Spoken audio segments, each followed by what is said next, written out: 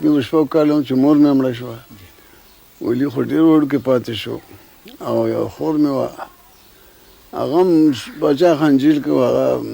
چې هغې لره ګناه نه وه هغه دې وپالنه کو مړه شو بیا د هغې نه پس موږ نیال ویولو نیکه مې سل 27 کې هغه مړ شو نو بس بیا موږ داسې یو بورډینګ کې د اسلامي سکول باچا خان جوړ کړی و هغه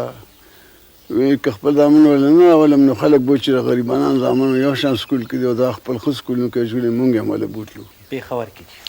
اتمانزو کې نو څو یو خان ورته یو کور بخلی و بس هلته په ټکور به ناست و قرآن او حدیث او دا بلوغ المرام او اصل محادث قرآن شریف هم بخاري او مسلم او مشکات او صرف او نحو دا ټول دا اسلامي علمونه مې د باچا خان دا خیال وي دی مولا کومه هغه وایي چې مولا په کار دی چې هغه دلته د مولیانو ډېر اثر دی دا خو به هر یو شي سیاست اړخ ته وکړه نو هغه چې انډیپینډنټ یو په خېټه موړي نو هغه حق خبره به کولی شي نو د هغې لپاره زه دا کې ورټومبلم نو هغوی سره نه لسم مې هملته پاس کړ بیا دلته کالجونه یې نه اخېستو امریکن سکول نو څنګه وړوکوالی خو ډېر تکلیف تیر شوی دی قیصه کول خواسې وخت خو زموږ نوکران زامن زموږ نه ښه حالت کې ډېر بد حالت کې موږ هر وخت به وږي تږي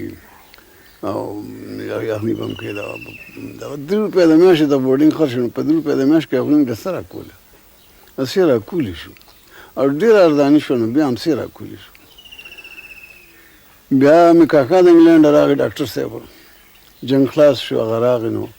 هغه بیا بابا سره خو مې جنګ مانګ وکړ ډېر وې دا هلکانو زندګي یې تباه کړه زموږ د فیملي ستا نور هلکان چې ورسره د ولي او د علي نو دوی خو یې واخېستل ډېردون سکول ته یې بوتلل نور هم 315 نور چې دوی د عمر ماشومان وو زموږ خاندان کې او زه چونکې بیا نهم لسم کې وم نو هغه وایي چې ده بوتلو څه ضرورت دی زه بیا د جامع ملیه نه مې لسم پاس کړ او بیا هم هغوی واخېستم بل کالج نه اخېستم نو دلی ته لاړم هغلته هم دغه حال وه غریبانانو هغوی سکول سره پیسې بنوي کالج سره ډاکټر ذاکر حسین زمونږ دغه پرنسپل و او داسې زړې مړې بنګلې به یې واخېستې قرالباغ کې هغې کې به مونږ ناست اوس خو ډېر عالیشان عمارت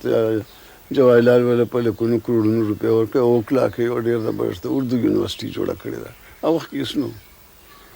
نو هلته زه هم یو کال هلته بیا عربي مربي خو ما دلته ویلې وه داسې به مې ویلې لکه پښتو چې وایو یا انګریزي چې وایو نو هغه هلته چې لاړم نو هغه عربي کتاب هغه استاد چې راکړ نو هغه ورته سبا له ما ټول ووراو نو هغه ما ته چا بیٹا تم سکھاؤ ان کو اسلم جرجپوري نوم و هسټورین و مشهور نو هغه به خپل تاریخ لیکو ما به هلکان ته عربي خو له خپل کلاس ته بیا د امتحان په ورځ باندې باچا خان تار و چې راشه دی ارجنټ دی خدای وار مې خطا شو په بده ورځ باندې همدغه شانته امتحان مې پرېښود امتحان چې یو ورځ نیمه پاتې وه نو چې راغلم دلته وي چې دا بچه سقو بغاوت کړی دی او امان الله خان صاحب جاب رالیږلي چې ما سره ډاکټران نشته او سټیشن بیررز او فرسټ ایډ او بالکل میډیکل ډپارټمنټ د فوج کې نشته نو موږ شپږ ډاکټران روان شوي دي تیار شوي دي ډاکټر صاحب یې مشر و د ډیلیګیشنه موږ 22 تله هلکانو د کالجونو نه یې وله روغ کړو ټول فرسټ سیکنډ اییر والا وو نو څه خو د افغانستان سردارانو زامن وو څه دلته ډېر خلکو نو زه هم پکې باچا خان افر کړی وم 10,000 روپیو دا یو زوی ما ورته زه څه ګډور یم زما یې تپوس مه پوس نه کړو خو بس زه والې ها